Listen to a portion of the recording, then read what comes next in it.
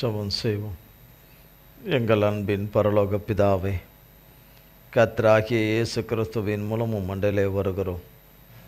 தந்தையாகிய தேவனே, இந்த நாளுக்குரிய சத்தியத்தின் உன்னதத்தின் மன்னாவாகிய உடைய வார்த்தையின் ஆகிய மன்னா எங்களுக்கு உம்மிடத்திலிருந்து புறப்பட்டு வரும்படியாய் தந்தையாகிய பரிசுத்த ஆவியானவராகிய தகப்பன் மூலமாக எங்களுக்கு தந்தருள வேண்டும் என்று கர்த்தராகிய இயேசு கிறிஸ்துவின் நாமத்தினாலே பாதம் பணிந்து கேட்கிறேன் தகப்பனே. கிறிஸ்து இயேசுவின் நாமத்தினாலே பாதம் பணிந்து கேட்கிறேன் தகப்பனே. ஆவியானவரே, சகல சத்தியத்துக்குள்ளும் எங்களை சத்தியமாக வழிநடத்துகிற எங்கள் சத்திய ஆவியானவரே, கடந்து வருவீராக. இவ்வேளையை பொறுப்படுத்து கொள்ளுங்க, மண்ணோட்டை பொறுப்படுத்து கொள்ளுங்க. மாம்சமும் இரத்தமும் வேதத்தில் நீர் கொடாதவைகளும் ஒன்றும் ஒருபோதும் ஒரு காலமும் என்னிலே காணப்படக்கூடாதபடி ஆட்டுக்குட்டியானவராகிய தகப்பனுடைய நாமத்தின் அக்கினினால இரத்தத்தின் அக்கினினாலே என்னிலே அவைகள் வேரோடு சுட்டரிக்கப்பட்டு போவதாக. தந்தையே, உம்முடைய நாமமும் இரத்தமும் வார்த்தையும் வசனமும் உம்முடைய பிரசன்னமும் ஆண்டவரே, உம்முடைய வெளிச்சமும் நித்திய ஜீவ ஒளியும் ஆண்டவரே, உம்முடைய சாரமும் சத்தமும் அபிஷேகமும் நம்முடைய கிருபா வரங்களும் உம்முடைய அன்பும் வல்லமையும் பலனும் என்னையும் உம்முடைய பிள்ளைகளையும் லைவில் இணைந்திருக்கிற பிள்ளைகளும் உம்முடைய சமூகத்திலே காணப்படுகிற யாவரையும் ஆட்கொள்வதாக உமது கரத்திலே எங்களை ஒப்புக் கொடுக்கிறோம். எங்கள் பிதா குமாரன் பரிசுத்த ஆவியானவராய் மூவராய் ஒன்றாய் இருக்கிற சர்வ சிருஷ்டிகராகி எங்கள் சர்வ வல்லமுள்ள தேவனாகிய இயேசு மகாராஜாவுடைய நாமம் மட்டுமே மகிமைப்படுவதாக. இயேசு கிறிஸ்துவின் மூலம் ஜெபிக்கிறோம் பிதாவே, ஆமேன், ஆமேன். கர்த்தருடைய நாமத்திற்கு ஸ்தோத்திரம். தேவரீர் நல்லவரும் நன்மை செய்கிறவருமாய் இருக்கிறீர். தேவரீர் நல்லவரும் நன்மை செய்கிறவருமாய் இருக்கிறீர். தேவன் நமக்கு எப்பொழுதும் நல்லவராகவே தான் இருக்கிறார். தீயோருக்கும் பொல்லாதவர்களுக்கும் கர்த்தரை தெய்வம் அல்ல என்று சொல்லுகிறவர்களுக்கும் தேவனே இந்த உலகத்திலே இல்லை என்று சொல்லுகிறவர்களுக்கும் தேவனாலே அனுதினமும் நன்மையை பெற்று நன்றியை மறக்கிறவர்களுக்கும் கர்த்தர் நல்லவராகவே இருக்கிறார். மழையை பெய்ய பண்ணும்போது கர்த்தருக்கு பயந்தவர்கள் வீட்டில் மட்டும் மழை பெய்யலை, கர்த்தருக்கு பயப்படாதவங்க வீட்லேயும் மழை பெய்யுது. கர்த்தருக்கு பயப்படுகிறவங்க நிலத்துலேயும் மழை பெய்யுது, பயப்படாதவங்க நிலத்துலேயும் மழை பெய்யுது. விளைச்சல்களையும் தேவன் விளைய செய்கிறாரு. கர்த்தரை தேடுகிறவர்களுக்கும் விளைய செய்கிறாரு, தேடாதவங்களுக்கும் விளைய செய்கிறாரு. மழையை அவர் எப்படி கொடுக்குறாரோ அப்படி சூரிய வெளிச்சமும் நல்லவங்களுக்கு மட்டும்தான், தேவனுக்கு பயப்படுறவங்களுக்கு மட்டும்தான் சூரிய வெளிச்சம் உதிக்கலை. எல்லார் மேலேயும் சூரியனுடைய வெளிச்சம் படுது. சூரியனிலிருந்து வரக்கூடிய நன்மைகளை எல்லாம் கர்த்தர் அதில் வைத்திருக்கிற சூரிய சக்தியில் வைத்திருக்கிற நன்மைகளை எல்லாம் தம்முடைய ஜனத்துக்கு கொடுக்கிறார். மனுஷனை போல தேவன் கிடையாது. மனுஷனை போல நடந்து கொள்ளுகிறவர் அல்ல. மனுஷன் நன்மை பாராட்ட முடியாதவன், நன்மை செய்ய மறுக்கிறவன். தனக்கு ஒரு ஆதாயம் இருந்தால் நன்மை செய்யக்கூடியவன், இல்லை என்றால் அந்த நன்மையையும் கூட செய்யாதவன், பிரதிபலனை எதிர்பார்க்கிறவன். ஆனால் கர்த்தரோ நம்மிடத்திலிருந்து நம்மை அவர் கரத்தில் கொடுக்கணும்னு எதிர்பார்க்கிறார். கொடுத்தாதான் அவர் நம்மை எடுத்து அவர் என்ன நினச்சிருக்கிறாரோ அதை அவர் நிறைவேற்ற முடியும். நம்மளை வலுக்கட்டாயமாக நம் வாழ்க்கையில் உள்ள நுழைஞ்சி நம்ம பிடிச்சு இழுத்துக்கிட்டு போய் அப்படி செய்கிறவர் அல்ல. நம்மை நித்தமும் கூப்பிட்டு நம் இருதய கதவை தட்டி தட்டி தட்டி தட்டி நம்மை அழைக்கிற தேவன், நம்மை அவர் அண்டையிலே அழைக்கிற தேவன், அவர் சமூகத்தில் அழைக்கிற தேவன். அந்த தேவனிடத்தில் எந்த மாசும் கிடையாது, எந்த பாகுபாடும் கிடையாது, எந்த பட்சபாதமும் எதுவுமே கிடையாது. மனுஷராகிய நம்மிடத்துல தான் அந்த ஏற்றத்தாழ்வுகள் எல்லாமே இருக்குது. விழுந்து போன மனுஷனாகிய நம்மிடத்துல தான் இருக்குது. கர்த்தரிடத்தில் அது கிடையாது. தேவரீர் நல்லவரும் நன்மை செய்கிறவருமாக இருக்கிறீர். நன்மை செய்கிறவருமாக இருக்கிறீர். சங்கீதம் 119 சங்கீதம்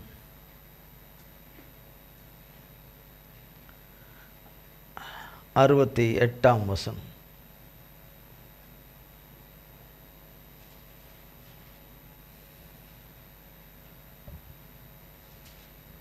தேவரீர் நல்லவரும் நன்மை செய்கிறவருமாயிருக்கிறீர். உமது பிரமாணங்களை எனக்கு போதியும். தேவரீர் நல்லவரும் நன்மை செய்கிறவருமாய் இருக்கிறீர். இதை எழுதின தாவீது ராஜா. இதை எழுதின தாவீது, கர்த்தருடைய ஆவியில் எழுதின தாவீது. அவர் வாழ்க்கையில் அவர் படாத துன்பங்கள் அல்ல, அவர் படாத உபத்திரவங்கள் அல்ல.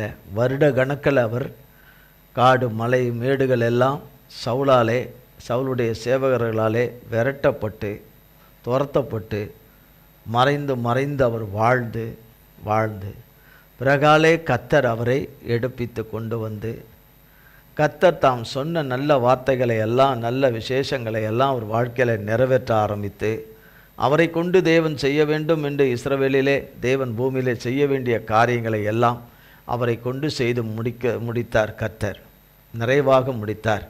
ஆனால் பாடுகள் உபத்திரவங்கள் வழியாய் அவர் கடந்து சென்றது அநேகம்.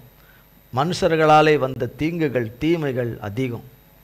கர்த்தர் தாவீதின் மூலமாய் செய்து நன்மையை பெற்றுக்கொண்டவர்களாலே நன்மையை மறந்து செய்தவர்களுடைய துரோகங்கள் நிறைய. இவைகளெல்லாம் அப்படி இருந்தும் கூட கர்த்தராகிய தேவனை விட்டு விலகாத தாவீது, கர்த்தரை பற்றி கொண்ட தாவீது, கர்த்தரோடு கூட இருந்த தேவன், தாவீதின் தேவன் அவருக்கு எல்லாவற்றிலும் நன்மை செய்கிறவராயிருந்தார். நல்லவராகவும் நன்மை செய்கிறவராகவும் அவரை கடைசி பரியந்தமும் கைவிடாதவராகவும் தம்முடைய இருதய விருப்பங்கள் முழுமையாக நிறைவேற்றி கொள்ளுகிறபடியாய் தாவீதை கர்த்தர் பயன்படுத்தினார். அதற்கு கர்த்தருக்கு தாவீது எல்லாவற்றிலும் உகந்தவராக கீழ்ப்படிந்தவராய் நடந்தார். அந்த தேவன்தான் நம்முடைய தேவன். அவர்தான் அதிகாலமே உம்மை தேடுகிறேன் என்று வேதத்தில் எழுதி வைத்திருக்கிறதும் தாவீது தான். அதிகாலையில் தேவனை தேடணும். தேவன் அவர் சமூகத்துக்கு வர்றதுக்கு முன்னாடி நம்ம இருக்கணும். நாம் அநேக சோர்வுகள், பல விதத்தில் அநேக சோர்வுகள்னால் நிறைய சோர்வுகளை நம் வாழ்வில் வருகிறது. சோர்வடைய செய்கிற காரியங்கள் நிறைய இருக்குது. நாம் மனமடிவார காரியங்கள் நிறைய இருக்குது.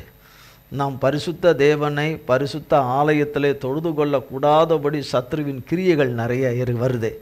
சத்ருவின் மனுஷருடைய தடைகள் வருது. அதையெல்லாம் கர்த்தராலே தான் தகர்க்கப்பட்டு சரீர பலவீனங்கள், மாம்ச பலவீனங்கள், சிந்தையில் பலவீனங்கள், எண்ணத்தில் பலவீனங்கள், நன்மையற்ற தேவன் எவ்வளவுதான் சொல்லி பேசி உறுதிப்படுத்தினாலும் நம்பிக்கையற்ற மனது, நம்பிக்கையற்ற இருதயங்கள், தேவன் செய்கிறவைகளை எல்லாம் அனுதினமும் பாராட்டுகிற நன்மைகளை மறந்து போகிற இருதயங்கள். பேச்சில் மட்டும் தேவன் இருப்பார், ஆனால் வாழ்க்கையிலே தேவன் இருப்பது இல்லை. வாழ்க்கையில் தேவன் இருக்கும்படியாய் இருப்பதில்லை. ஆனால் கர்த்தர் ஒவ்வொரு பிள்ளைகளோடு கூட இருக்க விரும்புகிறார். ஒரே மாதிரியாக தான் இருக்கிறார். நாம் தான் ஒரு நாளில் பல மாதிரி இருக்கிறோம், பலவிதமாக நடந்து கொள்கிறோம். ஆனால் தேவன் நம் வாழ்க்கையில் நடப்பது மிக நேர்த்தியாக நடக்கிறவராய் இருக்கிறார். நாம் நேர்த்தியாய் பேசாதபடி, நேர்த்தியாய் நடவாதபடி நாம் இருந்தாலும் கூட அந்த கோணலும் மாலனுமான நம் வாழ்க்கையில் அவர் நல்லவராகவும் நன்மை செய்கிறவராகவும் இருக்கிறார்.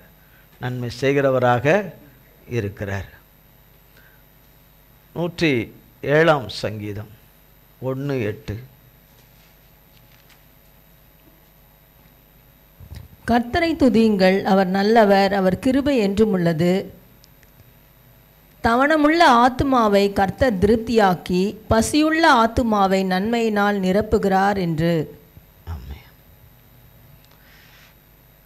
சங்கீதம் 116 சங்கீதம் 7, 8.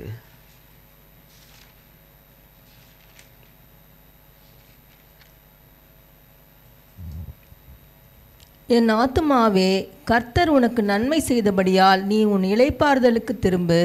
உன் ஆத்துமாவை மரணத்துக்கும் உன் கண்ணை கண்ணீருக்கும் உன் காலை இடறுதலுக்கும் தப்புவித்தீர். கர்த்தராகிய தேவன் அனுதினமும் நம்ம தப்புவிக்கிறார். அனுதினமும் நம்ம தப்புவிக்கிறார். வாழ்வு நிலையற்றது. இந்த உலகத்தில் நம் வாழ்வு நிலையற்ற வாழ்வை அனுதினமும் நம் அடிகளை எல்லாம் நிலை நிறுத்துகிறவர் கர்த்தர் தான். இப்போ புறப்படுகிற மனிதர்கள் திரும்பி வருவோம் என்கிற நிச்சயமே இல்லாத ஒரு உலகத்தில் தான் வாழ்கிறோம். இன்றைக்கு புறப்பட்டவர்கள் சில மணி நேரத்துக்குள்ளேயே இந்த உலகத்தை விட்டு கடந்து போய்விடுகிறார்கள்.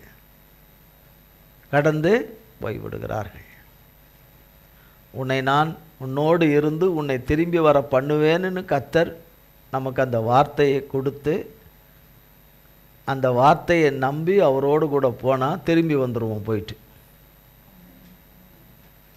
அவர் மட்டும்தான் நம்ம வரப்போகிற தீங்குகள் எல்லாம் என்னது என்பது முன்னே அறிந்திருக்கிறவர். அந்த தீங்குகளுக்கு விலக்கி காக்கக்கூடியவர் அவர் மட்டும்தான். அது ஒரு பெரிய நன்மை இல்லையா? அது ஒரு பெரிய நன்மை. சாப்பிடுகிறோம், நல்ல நமக்கு வேண்டிய இதெல்லாம் வாங்கி வச்சு செஞ்சு சமைச்சு சாப்பிட்றோம். ஜீரணம் ஆச்சுன்னா தான் ஆச்சு.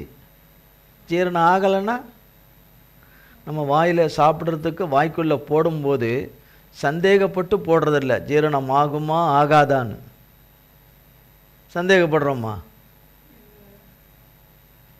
ஆகாரம்னா என்னன்னு கேட்குறீங்களா? இந்த மாதிரி சாப்பாடு, ஒயிட் ரைஸு, சாம்பார் அல்லது பருப்பு குழம்பு அல்லது காரக்குழம்பு, ஏதோ குழம்பு வகைகள், மீன் குழம்பு, கருவாட்டு குழம்பு இல்லையா, குழம்புகள் இருக்குது.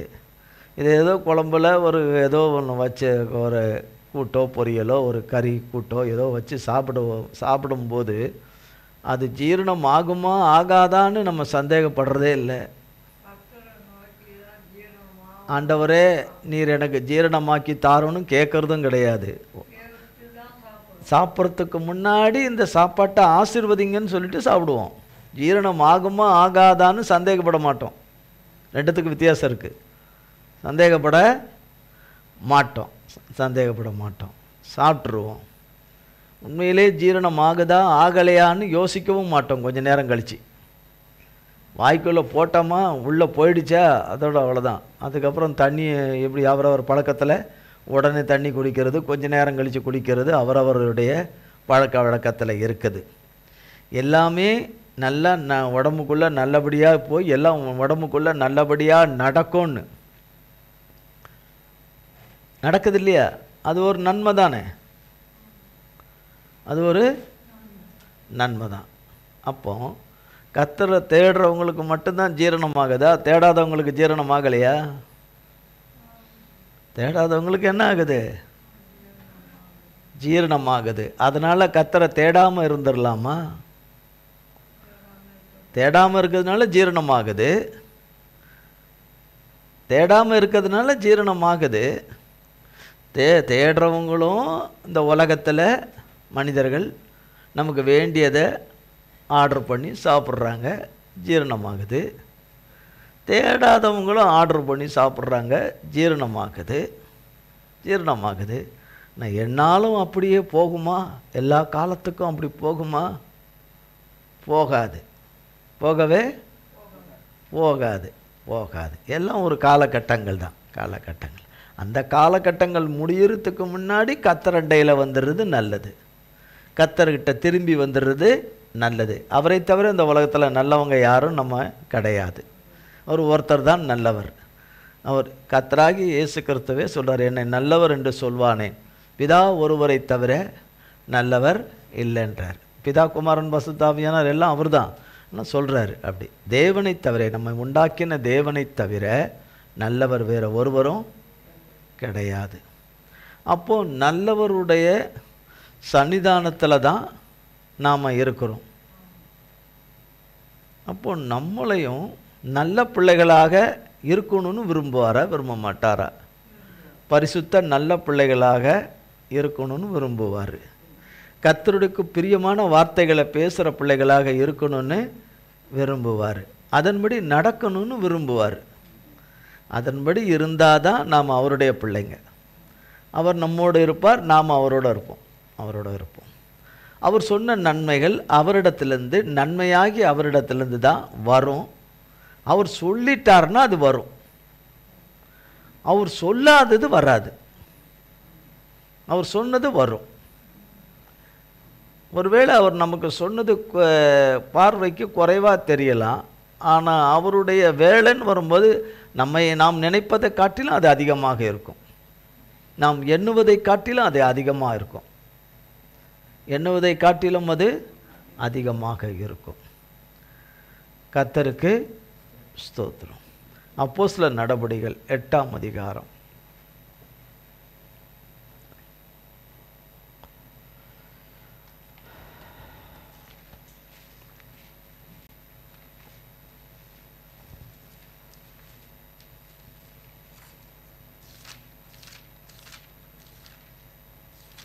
ஒன்னிலிருந்து.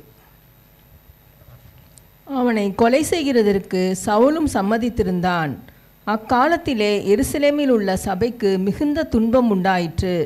அப்போஸ்தலர் தவிர மற்ற யாவரும் யூதேயா சமாரியா தேசங்களில் சிதறப்பட்டு போனார்கள். வசனம் ஒரு நிமிஷம். வசனம் எப்படி ஆரம்பிக்கிறது பாருங்க. 8ஆம் அதிகாரம். அவனை கொலை செய்வதற்கு சவுலும் சம்மதித்திருந்தான். அவனை அப்படின்னா ஸ்தேவானை, கர்த்தருடைய அருமையான மகன், கர்த்தருடைய ஊழியத்தை செய்த மகன். அவரை கொலை செய்வதற்கு சவுல் சம்மதித்திருந்தான். அந்த கொலை பண்ணுவதற்கு சம்மதித்திருந்தான். அக்காலத்திலே எருசலேமில் உள்ள சபைக்கு மிகுந்த துன்பம் உண்டாயிற்று. என்ன உண்டாயிற்று? மிகுந்த துன்பம் உண்டாயிற்று. அப்போஸ்தலரை தவிர மற்ற யாவரும் யூதேயா சமாரியா தேசங்களில் சிதறப்பட்டு போனாங்க. அங்கங்கே தேசங்களில் தேவ பிள்ளைகள் எல்லாம், கர்த்தருடைய வார்த்தையை அறிவிக்கிற பிள்ளைங்க, தைரியமாக அறிவிக்கிற பிள்ளைங்க எல்லாம் அங்கங்கே செதறி போயிட்டாங்க. அங்கங்கே ஒவ்வொரு தேசங்களுக்கு செதறி ஓடிட்டாங்க. துன்பம் உண்டாயிற்று. கொடுமைகள் நிறைய செய்ய ஆரம்பித்தாங்க. கர்த்தர் தான் மெய்யான தேவன் என்று, இரட்சகர் மீட்பர் என்று பிரசங்கித்த ஒவ்வொருவருக்கும், கர்த்தரை குறித்து சொன்ன ஒவ்வொருவருக்கும், சாட்சியிட்ட ஒவ்வொருவரையும் மிக கடுமையாக கொடுமைப்படுத்தின காலங்கள் அந்த காலகட்டங்கள். அவ்வளோ கொடுமைகளை பண்ணினாலும் அவர்கள் தேவனை குறித்து அறிவிக்கிறதில் தங்கள் ஜீவன் போனாலும் பரவாயில்ல என்று சொல்லி மன தைரியம் கொண்டு சத்தியத்தை பிரசங்கித்தார்கள். சத்தியத்தை வீடுகள் தோறும், ஆலயங்கள் தோறும், ஒவ்வொரு இடங்களிலும் பிரசங்கித்தார்கள். அடி உத குத்து எல்லாம், சாட்டை அடி மட்டும் இல்லை. இங்கே கொதிக்கிற எண்ணெய் கொப்பரையில் உள்ளே உட்கார வச்சுருவாங்க. இப்போ சொல்லு ஏசாமியன், இப்போ சொல்லு ஏசாமி. கொதிக்கிற எண்ணெய் கொப்பரையில், எண்ணெய் சட்டி இல்லை, எண்ணெய் கொப்பரை, பெரிய கொப்பரையில் அதில் உள்ளே உட்கார வச்சுருவாங்க. அதில் உள்ளே உட்கார வச்சு இப்போ சொல்லு அப்படின்னு. ஆனால் சொன்னாங்க.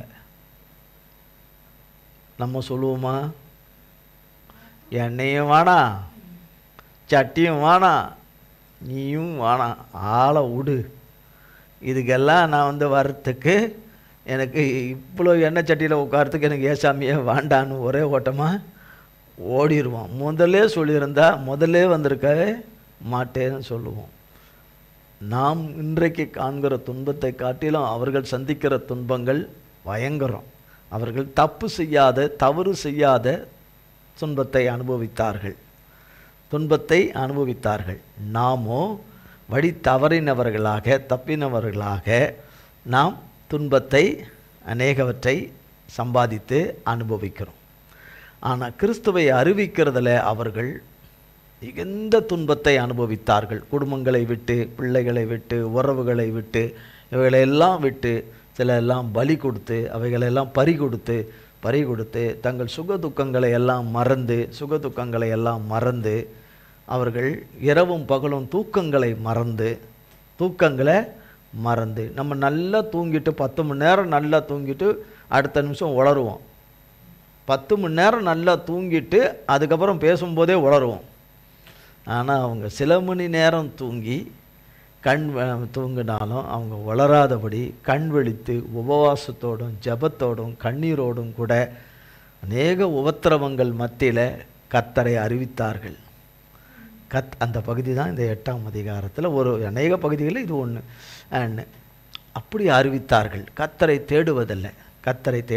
விக்கிர ஆராதனைகளுக்கு விலகி ஓடி, பேய் வணக்கத்துக்கு விலகி ஓடி, பிசாசுக்கு எதிர்த்து நின்று, வேசித்தனங்களுக்கு விலகி ஓடி, நறுங்குண்டு எல்லாம் செத்ததுக்கெல்லாம் அவைகளெல்லாம் புசியாதபடி விலக்கி, கர்த்தருக்காக பக்தி வைராக்கியமாக இருந்து, அவர்கள் ஞாயிற்றுக்கிழமை ஓய்வு நாள் தோறும் கர்த்தருடைய வார்த்தையை சொல்லுவதிலும் கேட்பதிலும் தியானிப்பதிலும் அவர்கள் மிக மிக வைராக்கியமாக செயல்பட்டார்கள்.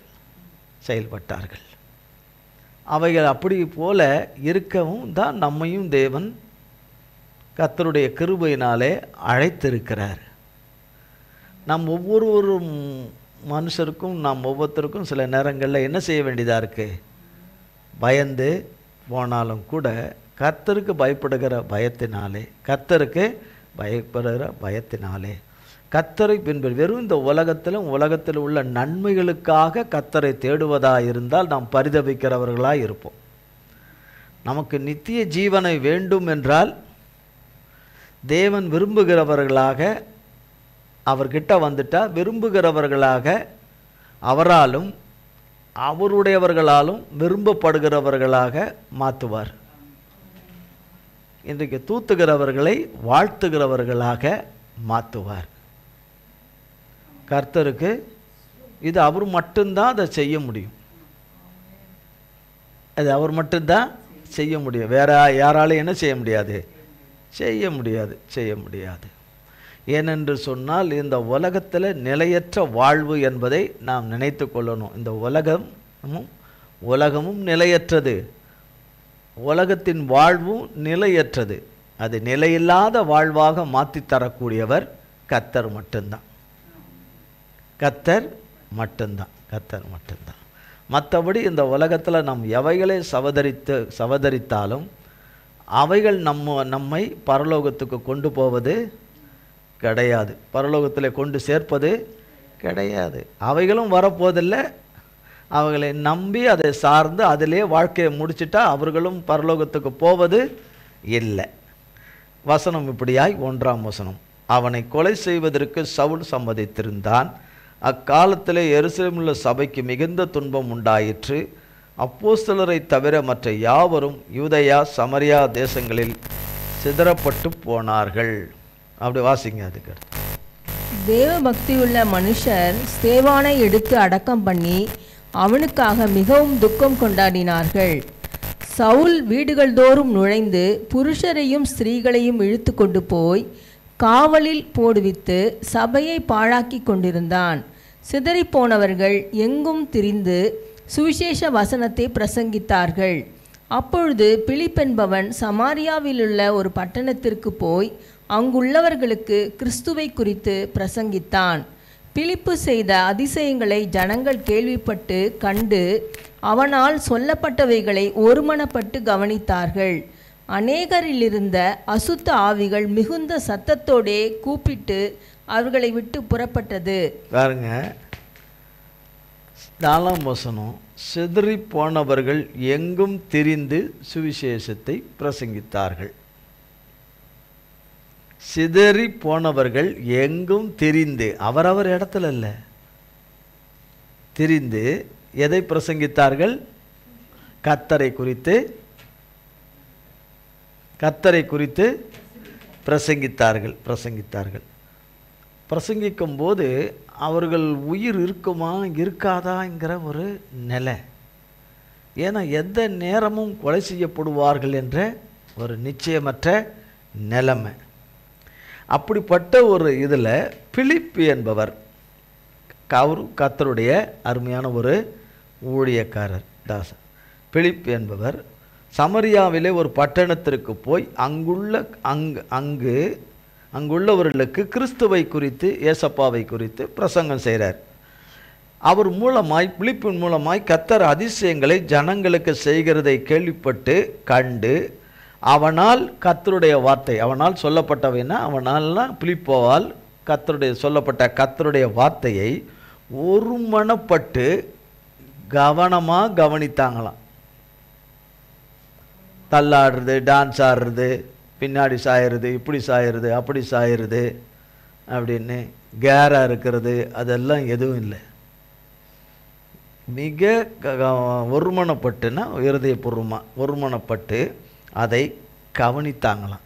அவர் சொல்கிற அந்த வார்த்தையை, தேவனை குறித்து, கர்த்தராகிய இயேசு கிறிஸ்துவை, நம் இரட்சகரை, நம் தகப்பனை குறித்து, உலக இரட்சகரை குறித்து சொல்கிற வார்த்தையை மிக கவனமாக அந்த வார்த்தையை கவனிக்கிற அந்த கவனிப்புக்குள்ளே போகிற அவருடைய வார்த்தை தான் உள்ளே போய் கிரியை செய்யும். உள்ளே போய் கிரியை செய்யும். 7ஆம் வசனம், அநேகரிலிருந்து அசுத்தாவிகள் மிகுந்த சத்தத்தோடு கூப்பிட்டு அவர்களை விட்டு புறப்பட்டது. அநேகரில் இருந்த அசுத்த ஆவிகள் கவனமாக கேட்டுக்கிட்டே இருந்தவங்களுக்குள்ள கர்த்தருடைய வார்த்தை உள்ளே புறப்பட்டு அசுத்த ஆவிகளை வெளியே அனுப்பிடுச்சு. கவனமாக கேட்டுக்கிட்டு இருந்தவங்கள, கவனமாக கேட்குற மாதிரி இருக்கிறவங்களுக்கு அங்கே அற்புதம் நடக்கலை, அங்கே அதிசயங்கள் நடக்கலை. ஆனால் கவனமாக கேட்டவர்களுக்கு அநேகருக்குன்னும்போது ரொம்ப கொஞ்சம் பேருக்கு இன்னும் நடக்கலைன்னு அர்த்தம், கொஞ்சம் பேருக்கு நடக்கலைன்னு அர்த்தம். ஆனால் அதில் வந்தவங்களுக்கு பெரும்பாலருக்கு நடந்திருக்கு. அவர்களுக்கு எல்லாம் என்ன இருந்திருக்கு? அசுத்த ஆவிகள் இருந்திருக்கு. அது புறப்பட்டு போயிற்று.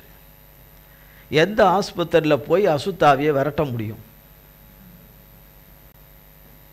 மரத்தடியில் இருந்து உனக்கு நான் ஆவியை விரட்டுறேன், அதை விரட்டுறவன் சொல்ல போகிறவங்கிட்ட போய் இன்னும் இருக்கிற நிலைமை மோசமாகி, இருக்கிற ஆவி பத்தாதுன்னு அநேக ஆவிகள் வந்து இன்னும் அதை விரட்டின மாதிரி ஒரு தோரணையும் மாய தோற்றத்தை கொடுத்து ஏமாற்றி வஞ்சிக்க தான் படுவோம். நன்மை உண்டாகாது. அப்போ தேவரீர் நல்லவரும் நன்மை செய்கிறவருமாய் இருக்கிறீர். எந்த காசு பணம் எதுவும் இல்லாமல் கர்த்தருடைய நாமத்தினாலே கர்த்தருடைய வார்த்தையை கேட்ட மாத்திரத்திலே அவர் வார்த்தையில் இருந்த வல்லமை அசுத்தாவிகளை எல்லாவற்றையும் வெளியே அனுப்பிருச்சு.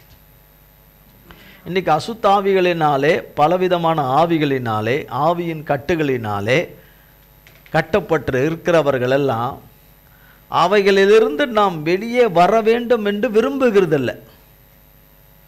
அதிலிருந்து வெளியே வரணும் என்று விரும்புகிறதில்லை. அதிலிருந்து வரணும் என்று என்ன செய்யறதில்ல? விரும்புறதில்லை இல்லையா? விரும்புகிறதில்லை.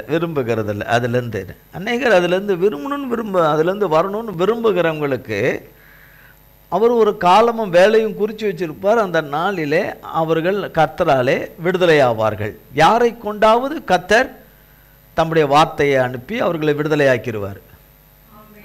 இல்லாத அவர் தூதனை அனுப்புகிறாரு. ஆக மொத்தத்தில் அவர் எந்த வகையிலேயே விடுதலையாக்குறார். ஆனால் விரும்பாமலேயே இதிலேயே இருக்கணும் என்பது பெரிய ஆபத்து. ஒரு பெரிய ஆபத்து.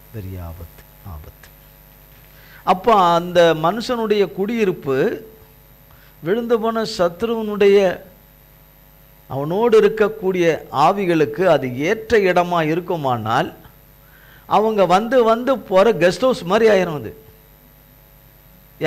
யாருடைய இது? ஒரு மனுஷனுடைய உள்ளத்துக்குள்ள, அவனுக்குள்ள ஆவிகள் ஒரு கெஸ்ட் ஹவுஸ் மாதிரி வந்து போகிற மாதிரி இருக்கும். இப்போ அதுங்க போச்சுன்னா அவங்களுக்கு தெரிஞ்சவங்களுக்கு சொல்லும் இல்லையா, நீ இந்த பக்கமாக சென்னைக்கு போறியா? சரி, அங்கே ஒரு நபர் இருக்கிறார், அங்கே ஒரு அம்மா இருக்காங்க, நீ போ, நீங்கள் போங்க. நீங்கள் எத்தனை பேர் மொத்தம்? நாங்கள் 20 பேர் போனோம் அப்படின்னு. 20 பேர். அவன் 100 இல்லை 500 கூட தாங்குவான், அவன் 1000 கூட அவனுக்கு இடம் இருக்கு அவனுக்குள்ளே. நீ போங்க நீங்கன்னு சொல்லிட்டு 6000 வரைக்கும் இருக்கலாம், போங்க ஏற்கனவே ஒரு பேட்ச் இருந்து இப்போ வெளியே போயிருக்காங்க, வந்துடுவாங்க. இப்போ வந்துடுவாங்க அவங்க என்னன்னு சொல்லிட்டு ரொம்ப வருஷமாக பர்மனெண்ட்டாகவே அங்கேயே இருக்கிறாங்க. வாடகையே கிடையாது. நீங்கள் அங்கே இங்கெல்லாம் நீங்கள் எங்கேயும் போக வேண்டியதே கிடையாது. எல்லாமே நீங்கள் எல்லாமே அவனுக்குள்ளே இருந்து எல்லாவற்றையும் எல்லா கழுவியும் அவனுக்குள்ளே நீங்கள் தள்ளிடலாம். ஒன்றும் பிரச்சனையே இல்லை, எல்லாம் தள்ளிடலாம். தேவனுக்கு அது எவ்வளவு துக்கமாக இருக்கும். தேவனுடைய ஆலயமாக இருக்க வேண்டிய இது தேவனுடைய ஆலயமாக இல்லைன்னா அது அவனுடைய ஆலயமாக இருக்கும். அவன் தங்கியிருக்கிற இடமாக அது இருக்கும். அது அநேகர் வந்து போகிற இடமும் அதில் அநேகர் அங்கேயே இருக்கிற ஒரு இடமாக இருக்கும். அதிலிருந்து அவங்கள விரட்டுறது யார்? கர்த்தர் விரட்டுறா. சத்தியமான வார்த்தை, கர்த்தர் தான் விரட்டணும். ஆனால் கர்த்தரை நோக்கி கூப்பிடணும்ல. சரி, அவருக்கு சேர்ந்தவங்க கர்த்தரை நோக்கி கூப்பிடுறாங்க, இரவும் பகலும் கூப்பிடுறாங்க. ஆவிங்க போன மாதிரியே தெரியல. ஆனால் நம்பிக்கையோடு இருப்போமானால் நிச்சயமாக ஒரு நாளிலே அவைகள் புறப்பட்டு போயிடும். ஏசப்பா வேதத்தில் எழுதி வச்சிருக்கிறார், இப்படிப்பட்ட ஆவிகள் வெளியே போனால் அந்த வீடு சுத்தமாயிரும் கர்த்தரால். ஆனால் அப்படியே இருந்துடாதபடி கர்த்தருடைய ஆவியானவர் அந்த இடத்துக்குள்ளே வாசம் பண்ண, அதை ஆளுகை செய்ய, அவர் அங்கு ஆளுகை செய்ய, அவர் உலாவுகிறதுக்கு அந்த உள்ளத்தில் இடம் கொடுத்துடணும். இல்லைன்னா இன்னும் அதிகமானது வந்துடும். வீடு இன்னும் முன்னோட சூப்பராக வீடை நல்லா பெயிண்ட் அடித்து நல்லா சுத்தம் பண்ணி நல்லா மாற்றி வச்சுருக்காங்க, நல்லா ஆல்ட்ரேஷன் பண்ணி வச்சுருக்கிறாங்க. வீடுன்னா எது? உள்ளம் மாற்றி வச்சுருக்கிறாங்க. இன்னும் நம்ம நிறைய பேர் வருவோம், நம்ம ஃபாரின்லேருந்தெல்லாம் ஆளுங்களை கூட்டிகிட்டு வந்துடுவோன்னு அந்த அங்கே இருக்கிற ஃபாரினில் இருக்கிற ஆவியெல்லாம் இங்கே வந்துடும். இப்போ உள்ளூர் இருக்கிற ஆவி தான் இருந்துச்சு. இப்போ அநேக இடங்கள்லேருந்து வருகிற, ரொம்ப தூரத்துலேருந்து வருகிற ஆவிகள்லாம் வர இடமா மாறிடும். அப்படி இருக்க இடம் கொடுக்க கூடாது. அப்படி இடம் கொடுத்த அநேகர் கர்த்தரை தெய்வமல்லாததை வணங்கினது நிமித்தமாய், அதுக்கு என்னென்ன செய்யணுமோ யார் என்னென்ன விதத்தில் சொன்னாங்களோ அதெல்லாம் நம்பி போய் அதை செய்து அதை வழிபட்டது நிமித்தமாய் அநேகருக்குள்ள என்ன வந்துட்டு? அசுத்த ஆவிகள் வந்துட்டு அந்த அசுத்த ஆவிகள் எல்லாம் புறப்பட்டு ஓடுதுன்னா, புறப்பட்டு கர்த்தருடைய நாமத்தினாலே கர்த்தரை கண்டு கர்த்தரை பார்த்து ஓடுது. பிலிப்பை பார்த்து ஓடலை, பிலிப்புக்குள்ளே இருக்கிற கர்த்தரை இயேசு மகாராஜாவை பார்த்து பேய் பிசாசுங்கள்லாம் ஓடுதுங்க. அப்படின்னா அந்த ஏரியாவில், அந்த பகுதியில் எவ்வளோ பரபரப்பாக இருக்கும் இல்லையா? பயங்கர பரபரப்பு இருக்கும். இல்லை, கூட்டங்களில் கர்த்தருடைய பிரசன்னம் அந்த இடத்துக்குள்ளே அந்த இடத்துக்குள்ளே வரும்போது பலர் ஆடுவாங்க. தலை முடியெல்லாம் விரித்து போட்டுக்கிட்டு குடுக்குள்ள எகிரி எகிரி எகிரி எகிரி எகிரி குதிப்பாங்க. பக்கத்தில் இருக்கவங்களுக்கு எப்படி இருக்கும்? பின்னாடி பக்கத்தில் இருக்கவங்களுக்கு நானும் அதே மாதிரி ஆடணும்னு நினைக்கலாமா? நினைக்கக்கூடாது. ஆடுவாங்க, விட்டு ஓடுன்னு. பக்கத்தில் இருக்கவங்களுக்கு பயமாக இருக்கும். மேலே ஏறி விழுவாங்களோ, உழுது கடிச்சிருவாங்களோ, கடிச்சிருவாங்களோ, நம்மளை பிடிச்சிருவாங்களோ அப்படிங்கிற பயம் இருக்கும். ஆனால் இங்கு எப்படி நடந்ததுன்னு நமக்கு தெரியாது. ஆனால் வேதம் சொல்லுகிறது, அவைகள் எல்லாம் அச்சனப்பொழுதே அவைகள் எல்லாம் புறப்பட்டு வெற்றி. அடுத்தது, அநேக திமிர்வாதக்காரரும் சப்பானிகளும் குணமாக்கப்பட்டார்கள். அநேக திமிர்வாதக்காரரும் சப்பானிகளும் குணமாக்கப்பட்டார்கள். சுவிசேஷத்தில் இருக்கு, கர்த்தர் திமிர்வாதக்காரனை சுகமாக்கிற ஒரு பகுதி இருக்குது. கர்த்தர் அவனை வீட்டு கூரையை பிச்சு அவனை 4 பேர் அவனுக்கு வேண்டியவங்க தூக்கிட்டு வந்து அவனை இறக்கி, ஏசப்பா பிரசங்கம் பண்ணிக்கிட்டு இருக்கிறாங்க அந்த வீட்டில். ஒரு வீட்டார் அந்த இடத்துக்கு இடம் கொடுத்துருக்குறாங்க, அவங்க மனசா இடம் கொடுத்துருக்காங்க, தாராளமாக கொடுத்துருக்குறாங்க. ஏசப்பா எங்கள் வீட்டில் கர்த்தருடைய வார்த்தையை சொல்லணும், எங்களுக்கும் சொல்லணும், மற்றவங்களுக்கும் சொல்லணும்னு. அப்படிப்பட்ட அந்த வீட்டை அநியாயமாக பிரிக்கிறானுங்களன்னா எப்படி இருக்கும்? யார் விடுவா? அப்போ வீட்டுக்கு உள்ளே நுழைய முடியாதபடி ஜனக்கூட்டங்கள் நிறைய இருந்ததுனால அவங்களால உள்ளே போகவே முடியல. ரெண்டாவது, அவனை கட்டிலோடவே தூக்கிட்டு வந்துட்டாங்க. அவனை கட்டிலோடவே கட்டி தூக்கிட்டு வந்துட்டாங்க, கட்டிலோடவே தூக்கி இறக்குறாங்க அவனை. அப்போன்னா அந்த வீட்டை கொடுத்த அந்த எஜமானுக்கு ஒரு பெரிய மனசு இருந்திருக்குது. அதாவது ஏசப்பாவுக்கு இடம் கொடுத்தது, அதுக்கப்புறம் விசாலமான மனசு, ஜனங்க எல்லாரும் நன்மை அடையட்டும், சுகமடைஞ்சா போதும், அற்புதங்களை பெற்றுக்கொண்டா போதும், விடுதலையானா போதும், சுகமாக்கப்பட்டா போதும், கட்டுகளிலிருந்து விடுதலையானா போதும், கட்டுகளிலிருந்து விடுதலையானா போதும் என்கிற அந்த ஒரு மனது அந்த குடும்பத்தாருக்குள்ளே இருந்திருக்குது. கர்த்தர் அந்த வீட்டாரை ஆசீர்வதிச்சிருப்பார் நிச்சயமாக. அப்போ அங்கே இறக்குறாங்க. அந்த நாள் தூக்கிட்டு வந்தவங்களுக்கு அவங்களும் கொஞ்சம் நல்ல மனதிலையும் பலசாலைகளாக இருந்திருப்பாங்கன்னு நினைக்கிறேன், சரீரத்திலும் பலசாலைகளாக இருந்திருப்பாங்கன்னு நினைக்கிறேன். என்னென்னா கட்டிலில் கட்டி வச்சு தூக்குறதுன்றது ஒருத்தன் விட்டானாலும் மேலேருந்து கீழே இப்போ கட்டில் மேலேருந்து இறங்குது, மேலேருந்து இப்படி இறங்குதுன்னா கீழே இருக்கவங்களுக்கு எப்படி இருக்கும்? விட்டுட்டானுங்கண்ணா சொல்ல மாட்டிங்களா? கீழே இருக்கவங்க என்ன ஆவாங்க? ஆவியாக மறைஞ்சிருவாங்களா? டக்குன்னு அதை விடுறதுக்குள்ளே மாட்டிக்குவாங்க. பயம் இருக்கும். இது என்ன இப்படி பண்ணுறானுங்களே, அக்கிரமம் பண்ணுறானுங்களே. இவ்வளோ நல்ல ஒரு சைலண்ட்டாக ஆண்டவருடைய வார்த்தையை கேட்டிருந்தோம், இப்போ ஒரு பரபரப்பான ஒரு சூழ்நிலையை உண்டு பண்ணிட்டானுங்க, சலசலப்பான ஒரு சூழ்நிலையை உண்டு பண்ணிட்டானுங்க. எனக்கு அப்படின்னு திட்டுறவங்களும் திட்டிருப்பாங்க, நிறைய திட்டிருப்பாங்க, இப்படி தகாத செயலை செய்கிறாங்களே அப்படின்னு தோன்றிருக்கும். ஆனால் கர்த்தர் பார்த்த விதம் வேறு. சுகம் அடைந்தே கர்த்தர்கிட்ட வந்துட்டா கண்டிப்பாக சுகம் அடைஞ்சிருவோன்ற நம்பிக்கையில் தான் வந்திருக்காங்க அந்த 4 பேரும். திமிர்வாதக்காரன் வந்தானோ இல்லையோ, தூக்கிட்டு வந்தவங்க வந்திருக்காங்க. இவனை ஏசப்பா கிட்ட கூட்டிகிட்டு வந்தால் கண்டிப்பாக என்ன ஆகிடும்? சுகமாயிடும். இந்த திமிர்வாதக்காரனுக்கு அவன் எதனால் அவன் எந்த பாவத்தினால, எந்த மீறுதல்களினால, எந்த அக்கிரமத்தினால அந்த திமிர்வாதம் வந்ததோ தெரியாது. பாவத்தை மன்னிக்கிற தேவனுக்கு தான் தெரியும், தகப்பனுக்கு தான் தெரியும். அப்போ இறக்கி வரும்போது அவனுக்கு அற்புதமான விடுதலையை கர்த்தர் அவனுக்கு கொடுக்குறார், அவனுக்கு கொடுத்து அனுப்புகிறார். ஒரு திமிர்வாதக்காரனுக்கு கர்த்தராகிய தேவன் தம்முடைய ஊழிய பாதையில் ஏராளமான பேர்களுக்கு, லட்ச ஜனங்களுக்கு அற்புதமான சுகங்கள், விடுதலைகளை எல்லாம் மரித்தோரிலிருந்து உயிரோடு எழுப்பி கொடுத்து, மரித்த லாசருவை 4 நாட்களான லாசருவையும் உயிரோடு கூட எழுப்பி, அநேக 400 விதவியின் மகனை உயிரோடு கூட எழுப்பி ஒரு தாயுடைய ஒரே மகன் அவன் இறந்துட்டான். அவன் பாடையை எடுத்துக்கிட்டு போகிறாங்க. அந்த வழியாக இயேசு வர்றதை ஏசப்பா பார்த்துட்டு அந்த தாய் தனக்கு ஒரே மகன் என்று அழுகிற அந்த அழுகையை பார்த்து அந்த பாடையை தொட்ட மாத்திரத்தில் எழும்பி உட்காந்துட்டான் பாடையில். பாடையில் போகிறவன் இப்போ சுகமாயிட்டார், ஏசப்பா இந்த வழியாக போகிறாரு. பாடையில் இப்போ படுத்துன்னு இருக்கிறவன் ஏசப்பா தொட்ட உடனே எஞ்சி உக்காந்த உடனே அதை பிரமித்து பார்க்குறவங்க கொஞ்சம் பேர் இருப்பாங்க, அலறிட்டு ஓடுறவங்க நிறைய பேர் இருப்பாங்க. இப்பொழுது தானே ஊதின்னு வந்தோம், எல்லாம் ஜங்கெல்லாம் ஊதின்னு எல்லாம் ஊதின்னு ஆடிக்கின்னு வந்தோம், டடார்னு எஞ்சி உட்காந்துருக்குறானேன்னு திகளும் பயமும் அடைஞ்சி ஒரே ஓட்டமாக ஓடுறவனுங்களும் இருப்பானுங்க அன்னு சொல்லிட்டு. அதில் நிறைய பேருக்கு எப்படி ஆடுவாங்கன்னே தெரியும், என்னென்ன இந்த விதத்துலலாம் இந்த காலத்தில் ஆடுவாங்கன்னு. அந்த எதை வச்சு ஆடுறாங்கன்னு அதெல்லாம் அவங்களுக்கு எப்பயோ உள்ளேருந்து வெளியே போயிட்டுருக்கோம், அது எப்பயோ. ஆனால் இப்படிப்பட்ட ஏராளமான அற்புதங்களை கர்த்தர்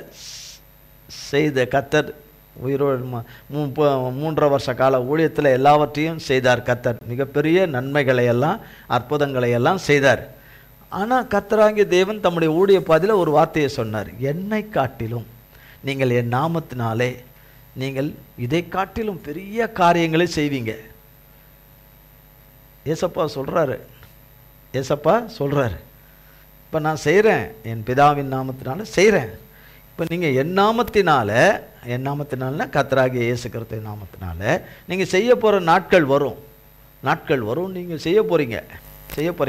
அவங்க நாமத்தில் செய்ய முடியாது, கர்த்தருடைய நாமத்தில் தான் செய்ய போகிறாங்க. ஆனால் என் நாமத்தினால நீங்கள் செய்வீங்க, இதை காட்டிலும் நிறைய காரியங்களை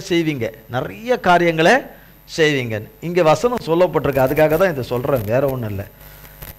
7ஆம் வசனத்தில் அநேகரிலிருந்து, அப்போனா நிறைய பேர், அநேகரிலிருந்து அசுத்தாவிகள் மிகுந்த சத்தத்தோடே கூப்பிட்டு, மிகுந்த ஏசப்பா ஒவ்வொரு இடங்களில் அற்புதங்களை செய்யும்போது அங்கே ஆவிகள் சத்தம் போட்டு அலறிக்கிட்டு ஓடுறத வாசிக்கிறோம், சுவிசேஷங்களில் வாசிக்கிறோம்.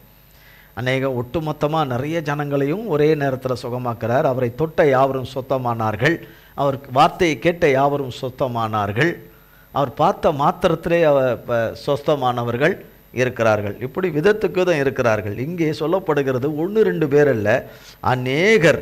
தேவனுடைய வார்த்தையின்படியே நடக்குது. அநேகர் அசுத்தாவிகளிலிருந்து விடுதலையாகி, அநேக திமிர்வாதக்காரர்கள், அங்கே ஒரு திமிர்வாதக்காரனை இறக்குனாங்க, இங்கே ஏராளமான திமிர்வாதக்காரர்கள் கர்த்தராலே பிலிப்பின் மூலமாக விடுதலையாகிறார்கள், சுகமாகிறார்கள். நடக்க முடியாதவர்கள், எழும்ப முடியாதவர்கள், உட்கார்ந்த நிலைமையில இருக்கிறவர்கள் இப்போ எழும்பி காலூன்றி விடுதலையோடு கூட நடக்க ஆரம்பிச்சிட்டாங்க. ஆமென். நடக்க ஆரம்பிச்சிட்டாங்க. இப்போ பாருங்கள், ஒரு கரண்ட்டு இப்போ வெக்கையாக இருக்கிற சூழ்நிலை, இரவில் ஒரு கரண்ட்டு கட் ஆகுது, 2 மணி நேரமாக வரல, சுகமாக தான் இருக்கும். 2 மணி நேரம் வரலனாலும் நமக்கு சுகமாக தான் இருக்கும். சுகமாக இருக்கும்ல. அநேக மணி நேரம் ஃபேன் காற்று, ஏசி அவைகளெல்லாம் இருந்துட்டு ஒரு 2 மணி நேரம் கரண்ட்டு இல்லைன்னு தவிச்சிடுறோம் இல்லையா? கண்டிப்பாக தவிக்கிறோம், வேத்து கொட்டுது. அந்த கரண்ட்டு வந்த உடனே, ஃபேன் ஓட ஆரம்பித்த உடனே அல்லது ஏசி ஓட ஆரம்பித்த உடனே எப்படி இருக்குது? மோசமாக இருக்கா? சுகமாக இருக்கு இல்லையா? அப்பா சொல்கிறாங்க இல்லையா? நான் பார்த்துருக்கேன் அப்படி சொல்கிறதெல்லாம். அப்பா இப்போவாது கரண்ட்டு வந்ததே சொல்கிறாங்களே, கேள்விப்பட்டிருக்கேன், நான் கேள்விப்பட்டிருக்கேன். இப்போவாது கரண்ட்டு வந்ததே ஏசப்பா, இப்போவாது கரண்ட்டு வந்தது ஏசப்பா. இன்னும் கரண்ட்டு வர லேட் ஆன உடனே என்ன கேட்போம்? இன்னும் கரண்ட்டே வரல ஏசப்பா, பாலா போனவன் என்ன செய்கிறானுங்கன்னே தெரியல, எந்த ஒயர் அறுத்துக்குச்சோ, எந்த டிரான்ஸ்ஃபாரம் பற்றிக்குச்சோ என்னன்னே தெரியல. வயிற்றால போகிறவனுங்க பேதியால் போவானுங்க, சீக்கிரம் போட்டானுங்கன்னா நல்லாயிருக்கும். இங்கே அவன் வெந்துக்கிட்டு இருக்கிறோம், அவிஞ்சிக்கிட்டு இருக்கிறோம். வயசானவங்க எவ்வளோ பேர் இருக்கிறானுங்கன்னு கொஞ்சம் கூட இது இல்லையே. முக்கியமான ப்ரோக்ராம்லாம் போயிட்டுருக்கிற நேரத்தில் கழுத்தறுத்து விட்டானுங்களே, இந்த மாதிரி பண்ணிட்டானுங்களே, இந்த மாதிரி நம்ம இங்கே வெந்துக்கிட்டு இருக்கிறோமே அப்படின்னு வந்துடணும். அப்போ ஏசப்பா கரண்ட்டு கொடுங்கன்னு கேட்போம். கரண்ட்டு வர வைங்க, கரண்ட்டு வந்துடட்டும் கேட்போமா? கேட்க மாட்டோமா? கட்டாயம் கேட்போம். ஏசப்பா கும்பிட்றவங்களா இருந்தால் கேட்பாங்க, இனிமேல் கரண்ட்டு வந்துடட்டோன்னு. வந்த பிறகு சோத்திரம் ஏசப்பா, கரண்ட்டு வந்துருச்சு. அவ்வளோ மணி நேரம் கர்த்தர் கொடுத்த காற்றுலையும் ஏசியில் இருக்கிற சுகம் தெரியாது. அந்த கரண்ட்டு போன பிறகு வந்த பிறகு தான் இந்த ஃபேன் ஓடுற சுகமும், அதில் வர காற்று சுகமும், இந்த ஏசி காற்று சுகமும் அப்போ தான் சுகமாக இருக்கிற மாதிரி தெரியும். சுகத்திலேயே இருந்துக்கிட்டு இருந்தால் கர்த்தர் கொடுத்துக்கிட்டு இருக்கிற சுகம் தெரியாது. சுகம் இல்லாமல் அவதி உறும்போது தான் தெரியும் சுகம் எவ்வளவு நல்லதுன்னு, எவ்வளோ பெரிய கர்த்தர் கொடுக்குற நன்மைன்னு, பெரிய ஈவு. நோயற்ற வாழ்வு குறையற்ற செல்வம்னு பேசிக்கிறாங்க, பைபிளில் இல்லை ஆனால் பேசிக்கிறாங்க. நோயற்ற வாழ்வு குறைவற்ற செல்வம்னு சொல்லிக்கிறாங்க. அப்போது அந்த சுகமாக இருக்கும்போது நமக்கு அது தெரியல, சமாதானமான தாபரத்தில் இருக்கும்போது நமக்கு தெரியல. சமாதானத்தை நம்மளுடைய கீழ்ப்படியாமல் இழந்த பிறகு அந்த சமாதானம் எவ்வளவு பெருசு, எவ்வளவு முக்கியம் என்பது அதன் வழியாக போகும்போது தான் தெரியும். நல்லா நடந்து கிடந்து நல்லா ஜம்முன்னு நல்லா போய்கிட்டோம் வந்துக்கிட்டு இருக்கிற கால சூழ்நிலையில் நமக்கு ஒரு காலம் வரும், நம்ம சரியாக நடக்க முடியாத ஒரு காலம் வரும் என்பதை நினைக்காம நடந்துடுறோம். அதுக்கப்புறம் நம்மளால் முடியலைங்கிற ஒரு ஸ்டேஜ் வரும்போது யாரை தான் கூப்பிடுறோம்? கர்த்தரை தான் கூப்பிடுறோம். அதில் நல்லா நடக்க ஆரம்பிச்சிட்டாங்கன்னா உங்களுக்கு எப்படி இருக்கும்? அடேங்கப்பா. அப்போ கரண்ட்டு போன உடனே, கரண்ட்டு கொஞ்சம் நேரம் கழித்த உடனே, அப்போ கரண்ட்டு கட்டாகாமலே வந்துக்கிட்டு இருக்கும்போது, ஏசப்பா கரண்ட்டை தொடர்ந்து கொடுத்துக்கிட்டு வரீங்களே உங்களுக்கு ஸ்தோத்திரம்னு சொல்ல மாட்டோம். அது சொல்ல மாட்டோம். ஏன்னா கொடுத்துன்னே இருக்கிறாருல்ல, சொல்ல மாட்டோம். கட்டானாதான் கூப்பிடுவோம், கட்டானாதான் கூப்பிடுவோம். அதுவும் கட்டாகி உடனே வந்துட்டா சொல்ல மாட்டோம், அது உடனே வந்துருச்சு அப்படின்னு. வராது போலகுது. அந்த நேரம் பார்த்து யாராவது அந்த பக்கம் போகிறாங்க, என்னப்பா கரண்ட் என்னப்பா 1 மணி நேரம் 2 மணி நேரம் வரலையாப்பான்னு. அது இன்னைக்கு வர மாதிரி இல்லைன்னு பேசிக்கிட்டாங்க, நாளைக்கு தான் வரும். இது நாளைக்கு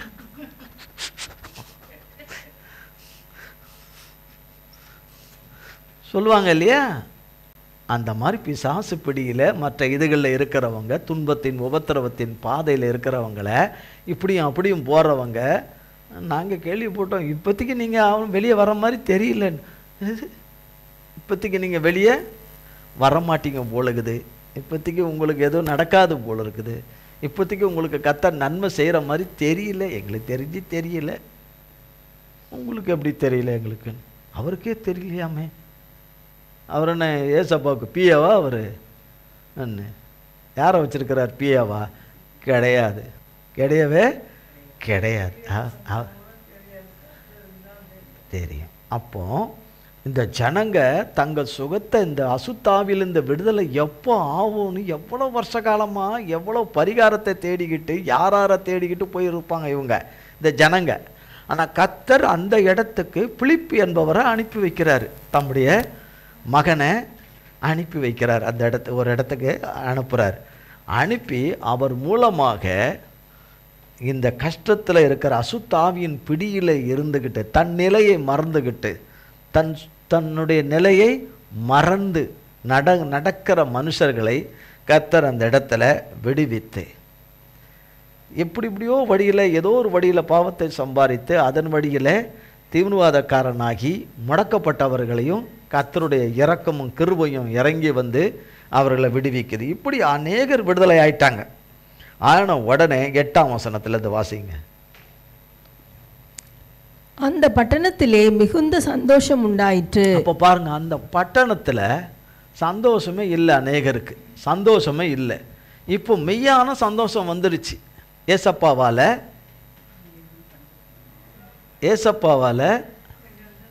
மெய்யான சந்தோஷம் வந்துருச்சு, மெய்யான சந்தோஷம் வந்துருச்சு.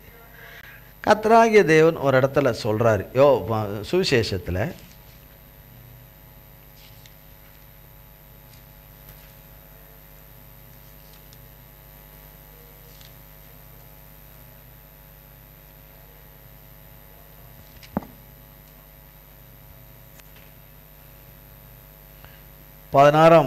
யோவான் 16ஆம் அதிகாரம் 20ஆம் வசனம். மெய்யாகவே மெய்யாகவே நான் உங்களுக்கு சொல்லுகிறேன், நீங்கள் அழுது புலம்புவீர்கள், உலகமோ சந்தோஷப்படும். நீங்கள் துக்கப்படுவீர்கள், ஆனாலும் உங்கள் துக்கம் சந்தோஷமாக மாறும். ஏசாமி சொல்கிறாங்க, மெய்யாகவே மெய்யாகவேன்னா கன்ஃபார்மாக, அதாவது நிச்சயமாக நான் உங்களுக்கு சொல்லுகிறேன், நீங்கள் அழுது புலம்புவீர்கள், உலகமோ சந்தோஷப்படும். உலகமும் அதில் உள்ளவைகள் எல்லாம் சாத்தானுக்கு விற்று போட்டவர்கள் தேவ பிள்ளைகளை பார்த்து ரொம்ப சந்தோஷப்படுவாங்க. நல்லா அனுபவிங்க, நல்லா அழுவுங்க, நல்லா புலம்புங்க. சமாதானம் இல்லாமல், சந்தோஷம் இல்லாமல், மகிழ்ச்சி இல்லாமல், ஆரோக்கியம் இல்லாமல், சுகம் இல்லாமல், விடுதலை இல்லாமல், ஆசீர்வாதம் இல்லாமல், நன்மை கிடைக்காம, ஆசீர்வாதம் கிடைக்காம, நன்மை கிடைக்காம, விடுதலை ஆகாமல் நல்லா அழுவுங்க, நல்லா அழுவுங்க. ஆனால் கர்த்தர் சொல்றார், அழுது புலம்புவீர்கள், உலகமோ சந்தோஷப்படும், நீங்கள் துக்கப்படுவீர்கள். நம் துக்கத்தில் இருக்கோம்ல, அநேக காரியங்களின் நிமித்தமாக துக்கப்படுவீர்கள், ஆனாலும் உங்கள் துக்கம் சந்தோஷமாக மாறும். இங்கே சொல்கிறது ஒரு பகுதி கர்த்தராகிய இயேசு கல்வாரி சிலுவைக்கு போகிறது போகிறாங்க. அப்போ போன பிறகு ஏசப்பா இல்லையேங்கிறதுனால இவங்க என்ன செய்வாங்க, இவங்க கதறி துடிப்பாங்க. அதனால தான் அதை குறித்து கொஞ்சம் அப்புறம் சொல்கிறதுக்கு தான் ஒரு வசனம் அதில் சொல்லப்பட்டிருக்குது. 16ஆம் வசனம் வாசிங்க, 16-17. யோவானில் 16ஆம் அதிகாரத்தில் 16-17, பேஜ் 152.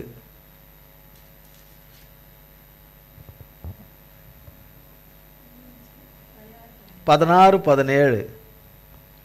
நான் பிதாவினிடத்திற்கு போகிறபடியினால் கொஞ்ச காலத்திலே என்னை காணாதிருப்பீர்கள், மறுபடியும் கொஞ்ச காலத்திலே என்னை காண்பீர்கள் என்றார்.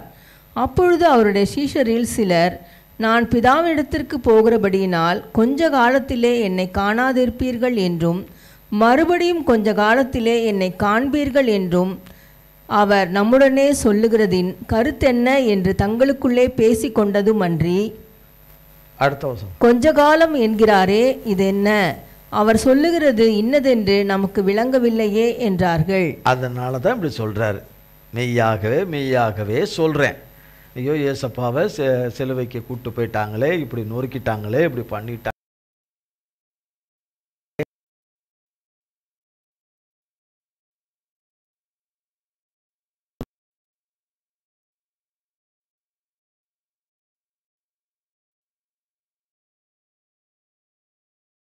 ரட்சிப்புக்காக நம் மரணத்தை ஜெயமாக விழுங்கி சாத்தானை நசுக்கி இந்த மகத்தான காரியத்தை அவர் மட்டுமே செய்ய முடியும், பரிசுத்தர் அவர் மட்டுமே செய்ய முடியும். அதனால் அங்கே போகணும், அது போனாதான் அது நல்லது. அதனால தான் அப்படி சொல்கிறார், இப்படி போவேன், சிலுவையில் என்னை ஒப்பு கொடுப்பாங்க, அங்கே என்னை வாரினால் அடிப்பாங்க, நான் சிலுவையில் அறையப்படுவேன், 3ஆம் நாளிலே உயிரோடு எழும்பி வருவேன், கண்டிப்பாக வருவேன். இந்த 3 நாளைக்கு மட்டும்தான் நீங்கள் என்னை பிரிஞ்சிருப்பீங்க, அதுக்கு பிறகு நான் வந்துடுவேன் என்று அந்த சொல்கிற அந்த இது தான் இப்படி சொல்கிறது. அவங்களுக்கு கருத்து விளங்கலை, அது விளங்கலைன்னு சொல்லும் போது அப்படி சொல்கிறார்.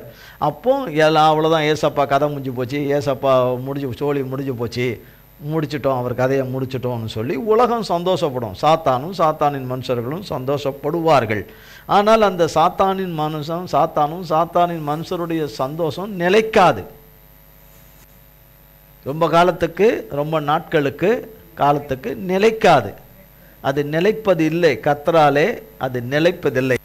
அவனாலே கொண்டு வரப்படுகிற சகல விதமான பாடுகள், ஓத்திரங்கள், வேதனைகள், துக்கங்கள், தரித்திரங்கள் எல்லாமே, இல்லாமை, இயலாமைகள், தோல்விகள், நஷ்டங்கள், ஏமாற்றங்கள் நிலைப்பதில்லை. அது நிலைத்திருப்பதில்லை. அது வியாதிகள் நிலைத்திருப்பதில்லை. அசுத்தாவிகளுடைய கஷ்டங்கள் நிலைத்திருப்பதில்லை. கட்டுகள் எல்லாம் நிலைப்பதில்லை. அடிமைத்தனங்கள், சிறையிருப்புகள் நிலைத்திருப்பதில்லை. கர்த்தராலே நிலைத்திருப்பதில்லை. அதை நிலைத்திருக்க கூடாதபடி அது தன் கூடாரத்தோடனுடைய ஆணி வேரோட பிடுங்கப்படுகிற ஒரு நேரத்தை வச்சிருக்கிறாரு. அதில் அப்படியே பிடுங்கப்பட்டு போயிடும்.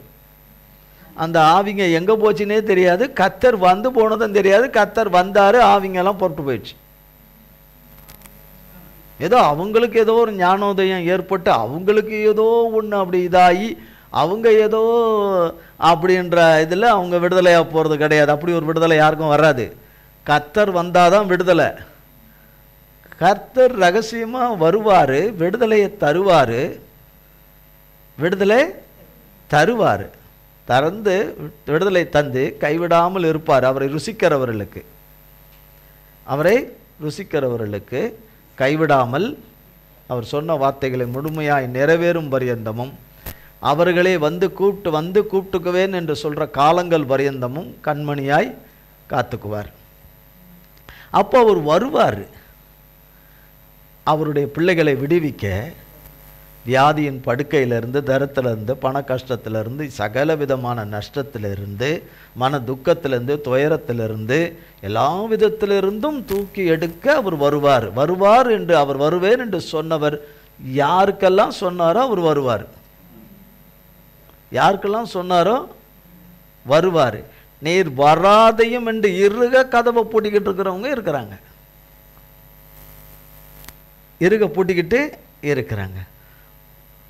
24 மணி நேரமும் டார்ச்சர் கொடுப்பேன், 24 மணி நேரமும் மனநோவு கொடுப்பேன், நீ எனக்கு நற்கிரியைகளே செய்யணும், நான் உனக்கு எல்லாமே பண்ணுவேன், என்னால் எவ்வளவு தூரம் எஸ்டீம் லெவலுக்கு போக முடியுமோ நான் பண்ணுவேன், ஆனால் நீ எனக்கு நற்கிரியைகளை மட்டுமே செய்யணும், நற்கிரியைகளே செய்யணும். நான் தகாத வார்த்தைகளை அள்ளி வீசுவேன், நீ தகுந்த வார்த்தைகளையே தகுதி உள்ள வார்த்தைகளை மட்டும்தான் நீ பேசணும், நான் தகுதியற்ற வார்த்தைகளை, தரமற்ற வார்த்தைகளை நான் பேசுவேன், நீ தரமுள்ள வார்த்தைகளை மட்டும்தான் நீ பேசணும், நான் பேசுவேன், நீ என்ன செய்யணும், இதை தான் பேசணும் என்று இருக்கிறவர்களையும் கர்த்தர் விடுவிப்பார், கர்த்தர் விடுவிப்பார். நான் என்ன வேணாலும் சொல்லுவேன், நீ அமைதியாக கேட்கணும், நான் அநீதியாக தான் நடப்பேன், ஏன்னா என் தீர்மானம் அது, என்னுடைய வாழ்நாளின் தீர்மானம் அதுதான். ஏன்னா என் ஆசையை நிறைவேற்றாத உன்னை கடைசி வரைக்கும் மண்ணுக்குள்ளே போகிற வரைக்கும் உன்னை விட மாட்டேன் என்று சொல்லுவது சாத்தானுடைய ஆவிகள், சாத்தானுடைய ஆவிகள். அவைகளும் ஒரு நாளிலே கர்த்தரை கண்டு புறப்பட்டு போயிடும். புத்தி தெளிவு அடைந்து சொஸ்த புத்தி ஆனார்கள் என்ற வேதத்தில் சொல்லப்பட்ட சம்பவங்கள் கர்த்தருடைய பிள்ளைகளுக்கு கர்த்தராலே சம்பவிக்கும், கர்த்தருடைய பிள்ளைகளுக்கு சம்பவிக்கும். அப்போ சந்தோஷமாக மாறும் என்று. அப்போ அப்போஸ்தலர் நடபடிகள் 8:8 வசனம், அந்த பட்டணத்திலே மிகுந்த சந்தோஷம் உண்டாயிற்று. யாராலே உண்டாயிற்று? கர்த்தராலே உண்டாயிற்று. உலகமும் உலகத்தில் உள்ளவைகளும் அந்த சந்தோஷத்தில் இருந்தது. இவன் இந்த அசுத்தாவின் பிடியிலிருந்து விடுதலையாக போகிறதே கிடையாது, இந்த மக்கள் விடுதலையாக போகிறதே கிடையவே கிடையாது, இந்த திமிர்வாதக்காரர்கள் விடுதலையாக போகிறதே கிடையாது. இன்னும் வேறு என்னென்ன பிரச்சனைகளெல்லாம் அங்கே பிலிப்பின் இடத்துல வந்தாங்களோ தெரில, பிலிப்பின் இருக்கிற கத்தரட்டா வந்தாங்கன்னு தெரில, ஆனால் அங்கே கொடுக்கப்பட்ட வசனங்கள் அதுதான். அதுக்கு அடுத்தது பாருங்க, சப்பானிகளும் குணமாக்கப்பட்டார்கள் என்றும் 7ஆம் வசனத்தில் இருக்குது, சப்பானிகளும் குணமாக்கப்பட்டார்கள். சப்பானின்னா தெரியல, எந்திரிச்சு ஓடுறவங்க, எந்திரிச்சு ஓடுறவங்க, உக்காந்தலே இருக்கிறவங்க. சப்பானிகளில் 2 இருக்கிறாங்க, தரையில் உட்காந்த எழும்ப முடியாதவங்க இருக்கிறாங்க, சேரில் இருந்து எழும்ப முடியாதவங்களும் இருக்காங்க, 2 இருக்காங்க, 2 ரகம் இருக்காங்க. தரையில் உட்காந்து எழும்ப முடியாதவங்களும் இருக்கிறாங்க, சேரில் இருந்துக்கிட்டே எழும்ப முடியாதவங்களும் இருக்கிறாங்க. அவங்களையும் சுகமாக்குவார். ஆமென். அவங்கள ஏன்னா உட்கார்றவங்களும் எந்திரிக்கும் போது யாரை சொல்கிறாங்க? நம்ம தகப்பனை தான் சொல்கிறாங்க, ஏசப்பான்னு இல்லையா, கொஞ்சம் விடுங்க நானே எந்திரிச்சிட்றேன்னு கஷ்டப்பட்டு அப்படி எந்திரிக்கிறவங்களும் இருக்கிறாங்க. கொஞ்சம் வலிச்சாலும், கொஞ்சம் வேதனையாக இருந்தாலும், கஷ்டமாக இருந்தாலும் எந்திரிச்சிட்றாங்க. சிலர் கை கொடுக்குறாங்க. சில நேரங்களில் கை கொடுக்குறவங்க இந்த பக்கம் வந்து விழுந்துருவாங்க, இவங்க உட்காந்தவங்க எஞ்சிருவாங்க. சில நேரத்தில் கொஞ்ச நேரத்தில் அவங்க விழுந்துருவாங்க, தாங்கி தூக்குறேன்னு சொல்கிறவங்க. ஆனால் தூக்கி விடுகிற கர்த்தர் சப்பானிகளை, பல விதத்தில் இருக்கிற சப்பானிகள், இருதயத்தில் சப்பானிகளாக இருக்கிறவங்களும் இருக்கிறாங்க. இருதயத்தில் சப்பானி, கை கால்லாம் நல்லா தான் வேலை செய்யும், ஆனால் எதையுமே செய்ய வேண்டியதை செய்யாமல் சப்பானி மாதிரி இருப்பாங்க. சொல்லுவாங்க இல்லையா, நடைமுறையில் சொல்லுவாங்களா, குத்துக்கல் மாதிரி இருக்கியேன்னு. குத்துக்கல் மாதிரி இருக்கியே, இவ்வளோ பெரிய உடம்பு வச்சுக்கின்னு உப்புமா கூட உன்னால் பண்ணாமல், சரியான உப்புமா சொல்கிறாங்கல்ல, உப்பு போயிருக்கிறிய, ஒரு உப்புமா கூட உன்னால் பண்ண முடியாது, உப்பு போயிருக்கிற நீ அப்படிங்கிறாங்க. என்னதான் நீ தின்னு இருக்கிய, நீ இவ்வளோ தின்னு இருக்கிய, உன்னால் அப்படியே அசையாத சிலை மாதிரி இருக்கிறிய உட்காந்துக்கிட்டு. எந்திரிச்சு அப்படி போய் வருவோம், டப்புன்னு போவோம், வருவோம், ஒரு டம்ளர் தண்ணி எடுத்துன்னு வருவோம், அதை கொண்டு வருவோம், எதுவுமே இல்லைன்னு சொல்கிறாங்க இல்லையா. நான் கேள்விப்பட்டிருக்கிறேன் இந்த மாதிரிலாம். இங்கே கேள்விப்பட்டிருக்க மாட்டீங்க, கேள்விப்பட்டிருக்கேன், அப்படிலாம் சொல்கிறாங்க இல்லையா. அந்த மாதிரி. அப்போ பாருங்கள் 9ஆம் வசனம், சீமோன் என்று பெயர் கொண்ட ஒரு மனுஷன் அந்த பட்டணத்திலே மாய வித்தைக்காரனாயிருந்து தன்னை ஒரு பெரியவன் என்று சொல்லி சமாரியா நாட்டு ஜனங்களை பிரமிக்க பண்ணி கொண்டிருந்தான். தேவனுடைய பெரிதான சக்தி இவன்தான் என்று எண்ணி சிறியோர் பெரியோர் யாவரும் அவனுக்கு செவி கொடுத்து வந்தார்கள். அவன் அநேக காலமாய் தன்னுடைய மாய வித்தைகளினாலே அவர்களை பிரமிக்க பண்ணினதினால் அவனை மதித்து வந்தார்கள். தேவனுடைய ராஜ்யத்துக்கும் இயேசு கிறிஸ்துவனுடைய நாமத்துக்கும் ஏற்றவைகளை குறித்து பிலிப்பு பிரசங்கித்ததை அவர்கள் விசுவாசித்த போது புருஷரும் ஸ்திரீகளும் ஞானஸ்நானம் பெற்றார்கள். அப்பொழுது சீமோனும் விசுவாசித்து ஞானஸ்நானம் பெற்று பிலிப்பை பற்றி கொண்டு அவனால் நடந்த அடையாளங்களையும் பெரிய அற்புதங்களையும் கண்டு பிரமித்தான். சமாரியர் தேவ வசனத்தை ஏற்றுக்கொண்டதை எருசலேமில் உள்ள அப்போஸ்தலர்கள் கேள்விப்பட்டு பேதுருவையும் யோவானையும் அவர்களிடத்திற்கு அனுப்பினார்கள். இவர்கள் வந்தபொழுது அவர்களில் ஒருவனும் பரிசுத்த ஆவியை பெறாமல் கர்த்தராகிய இயேசுவின் நாமத்தினாலே ஞானஸ்நானத்தை மற்றும் பெற்றிருந்தவர்களாக கண்டு அவர்களை பரிசுத்த ஆவியை பெற்றுக்கொள்ளும்படி அவர்களுக்காக ஜெபம் பண்ணி அவர்கள் மேல் கைகளை வைத்தார்கள். அப்பொழுது அவர்கள் பரிசுத்த ஆவியை பெற்றார்கள். அப்போஸ்தலர் தங்கள் கைகளை அவர்கள் மேல் வைத்ததினால் பரிசுத்த ஆவி தந்தருளப்படுகிறதை சீமோன் கண்டபோது அவர்களிடத்தில் பணத்தை கொண்டு வந்து, நான் எவன் மேல் என் கைகளை வைக்கிறேனோ அவன் பரிசுத்த ஆவியை பெறத்தக்கதாக எனக்கும் இந்த அதிகாரத்தை கொடுக்க வேண்டும் என்றான்.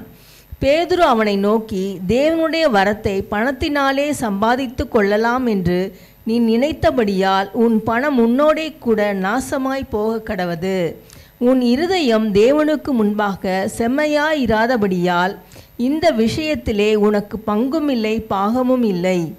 ஆகையால் நீ உன் துர்க்குணத்தை விட்டு மனம் திரும்பி தேவனை நோக்கி வேண்டிக்கொள். ஒருவேளை உன் இருதயத்தின் எண்ணம் உனக்கு மன்னிக்கப்படலாம். நீ கசப்பான பிச்சிலும் பாவக்கட்டிலும் அகப்பட்டிருக்கிறதாக காண்கிறேன் என்றான். அதற்கு சீமோன், நீங்கள் சொன்ன காரியங்களில் ஒன்றும் எனக்கு நேரிடாதபடிக்கு எனக்காக கர்த்தரை வேண்டிக் கொள்ளுங்கள் என்றான். இவ்விதமாய் அவர்கள் கர்த்தருடைய வசனத்தை சாட்சியாய் அறிவித்து சொன்ன பின்பு சமாரியருடைய அநேக கிராமங்களில் சுவிசேஷத்தை பிரசங்கித்து எருசலேமுக்கு திரும்பி வந்தார்கள். இப்போ பவுல் அங்கே அந்த பிலிப்பு அங்கே நிறைய காரியங்களை கர்த்தருடைய நாமத்தினால செய்கிறதை எல்லாம் எடுத்துட்டு அவன் பார்த்துட்டு, அந்த சீமோன் என்பவன் மாயவித்தக்காரனாக இருந்தான். அங்கே அவன் நிறைய பேரை பிரமிக்க பண்ணதுனால அந்த ஜனங்களுக்கு இது காட்டிலும் இதுதான் வல்லமை போலுகுது, இதுதான் சக்தி போலுக்குன்னு அவங்க சாத்தானுடைய மாய வித்தையின் மேலே நம்பிக்கையாக இருந்தவங்களுக்கு இப்போ கர்த்தருடைய ஊழியக்காரர் அங்கே வந்துட்டார்.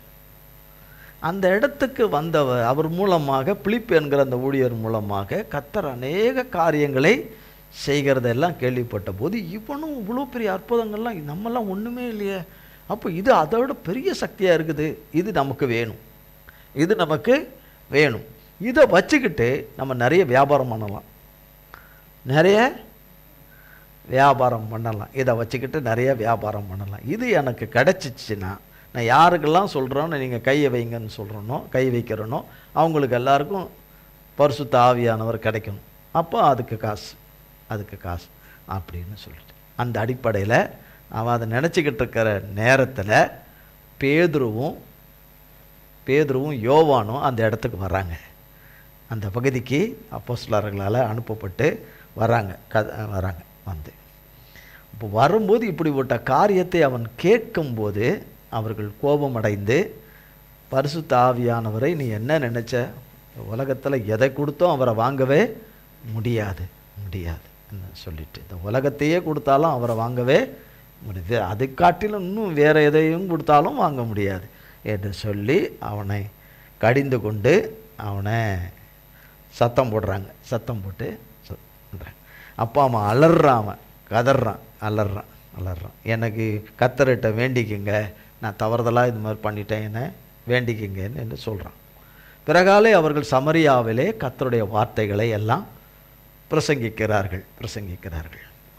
கர்த்தர் அநேக நன்மைகளை விதவிதமாக பணத்தினாலே செய்ய முடியாததை, இந்த உலகத்தின் ஐஸ்வர்யத்தினாலே செய்ய முடியாததை, மனுஷனுடைய ஞானத்திலும் புத்தியிலும் சாமர்த்தியத்திலும் சாதுரியத்திலும் எதையும் செய்ய முடியாததை, மனுஷ பலத்தினாலும் செய்ய முடியாததை கர்த்தருடைய நாமமும் கர்த்தருடைய வார்த்தையும் இதை இந்த அற்புதத்தை செய்யுது. எந்த மந்திரக்காரனும் எந்த சூனியக்காரனும் எந்த சூனியக்காரியாலும் யாராலையும் எந்த மாயவித்தக்காரனாலையும் இந்த அசுத்தாவிகளை வெளியேற்ற முடியாது. சப்பானிகளை நடக்க வைக்க முடியாது. திமிர்வாதக்காரர்களை குணப்படுத்த முடியாது. இன்னும் அநேக அற்புதங்களை எல்லாம் அதெல்லாம் செய்யவே முடியாது. கர்த்தருடைய நாமம் மட்டுமே செய்ய வல்லமை உள்ளது.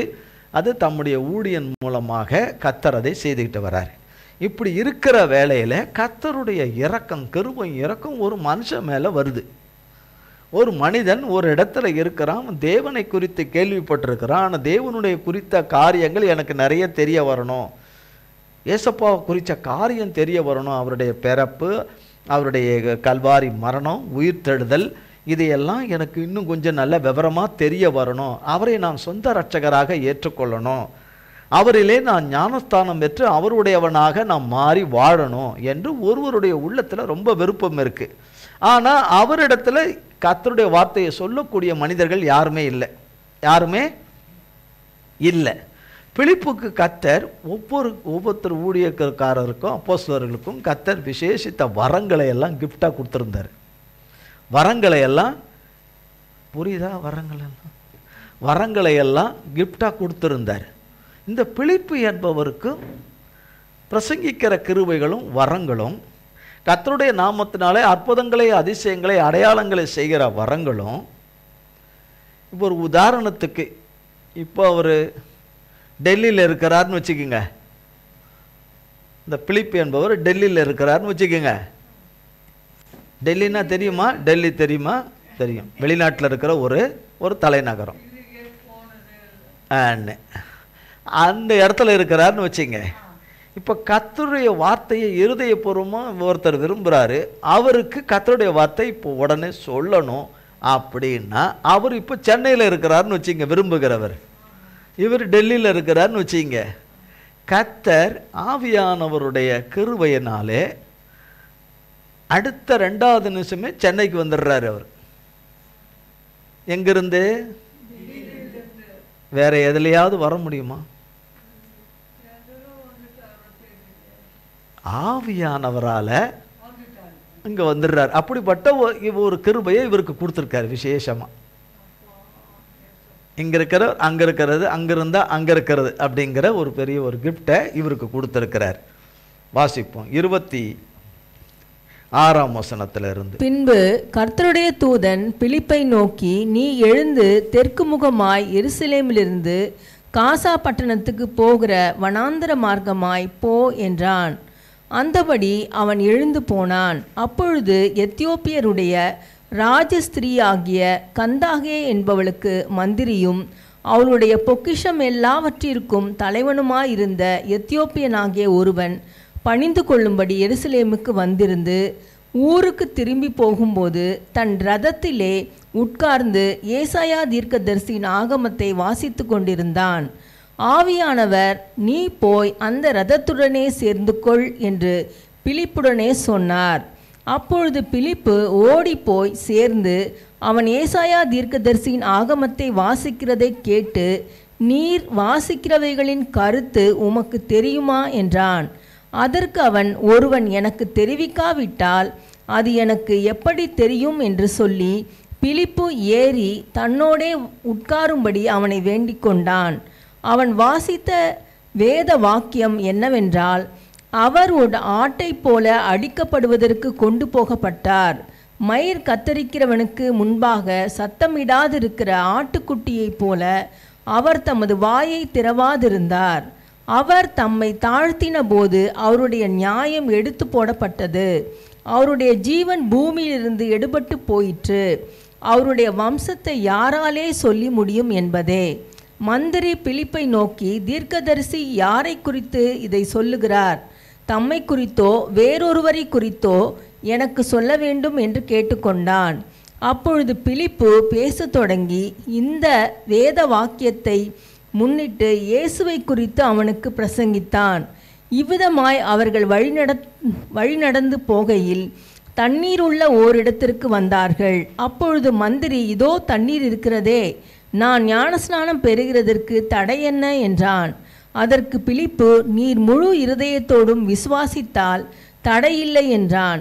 அப்பொழுது அவன், இயேசு கிறிஸ்துவை தேவனுடைய குமாரன் என்று விசுவாசிக்கிறேன் என்று சொல்லி ரதத்தை நிறுத்தச் சொன்னான். அப்பொழுது பிலிப்பும் மந்திரியும் ஆகிய இருவரும் தண்ணீரில் இறங்கினார்கள். பிலிப்பு அவனுக்கு ஞானஸ்நானம் கொடுத்தான். அவர்கள் தண்ணீரிலிருந்து கரையேறின பொழுது கர்த்தருடைய ஆவியானவர் பிலிப்பை கொண்டு போய் விட்டார். மந்திரி அப்புறம் அவனை காணாமல் சந்தோஷத்தோடே தன் வழியே போனான்.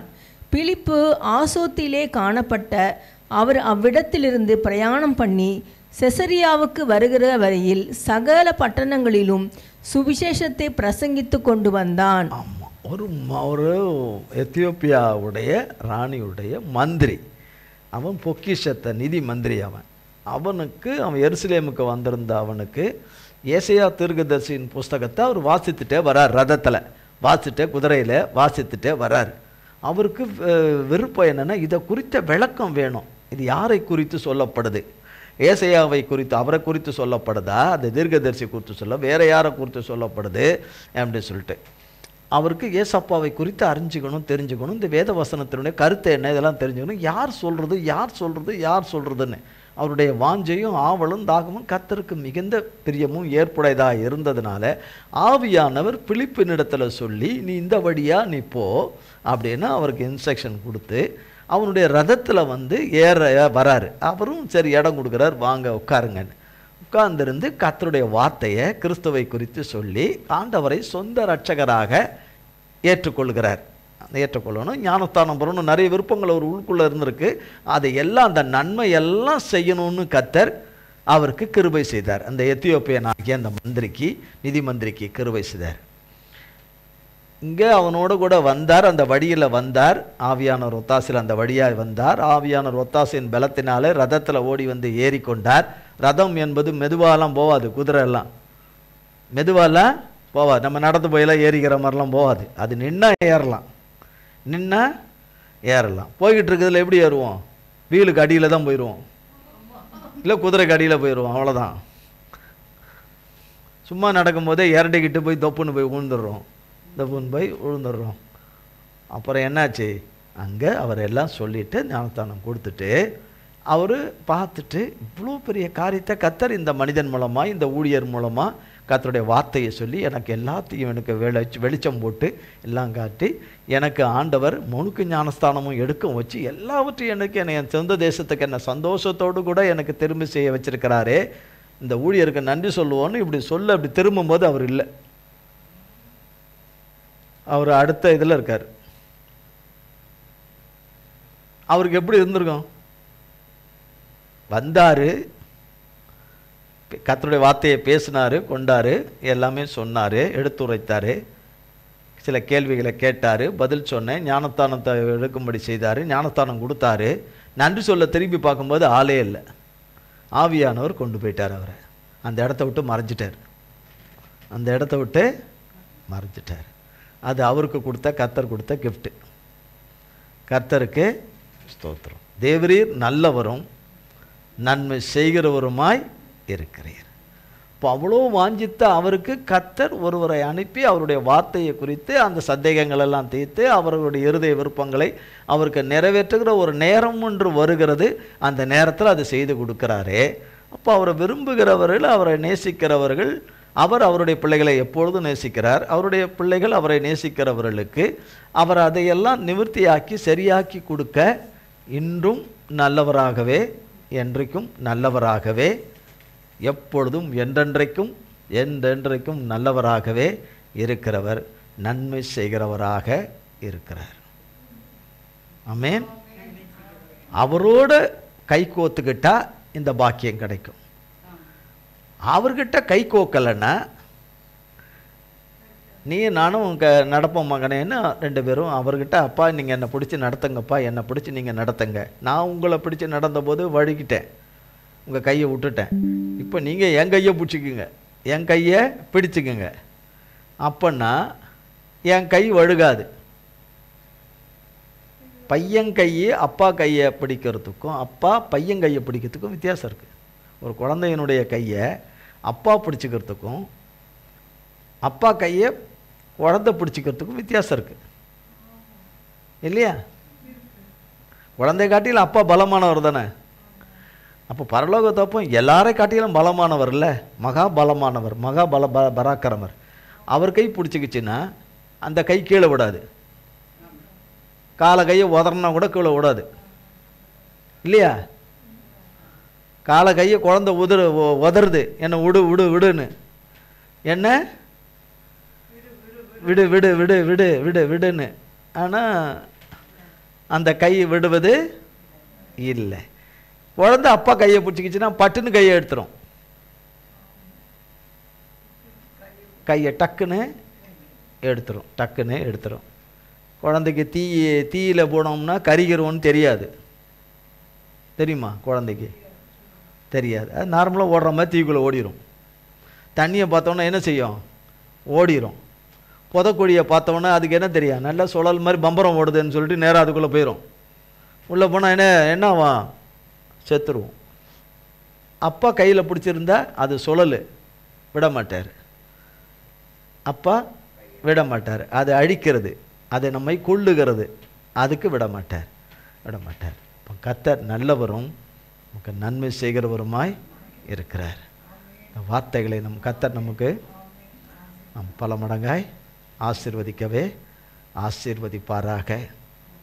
இது இருதயத்திலே நம் எல்லோருக்கும் இது தங்கி தரித்திருப்பதாக, இல்லையா? கடந்து போய் தண்ணி குடிக்கும் போதே மறந்துடாதபடி, இருதயத்தை விட்டு தேவனுடைய வார்த்தைகள் போயிடாதபடி காத்து கொள்வோமானால் நல்லது. மாலை வரத்துக்குள்ளே காணாமல் போயிடுச்சுன்னு சொல்லாது இருக்கணும். அது பிலிப்புக்கு, அது பிலிப்பை சேர்ந்தவங்களுக்கு, அது அப்போ உள்ளவங்களுக்கு இல்லை, இப்போ உள்ளவங்களுக்காக நமக்காகத்தான் தேவன் நம்மோடு கூட பேசினது. அந்த தேவன் தான் இந்த தேவன், இந்த தேவன் தான் என்றென்றைக்கும் உள்ள நம்முடைய தேவன். நம்மை மரண பரியந்தமும் வழி நடத்துவார். கர்த்தர் வார்த்தையின்படியே அவருடைய சுபாவத்தின்படி நன்மை செய்வார். கர்த்தர் இந்த வார்த்தையை ஆசீர்வதிப்பாராக. கர்த்தர் இந்த வார்த்தைகளை ஆசீர்வதிப்பாராக. ஜெபம் செய்வோம்.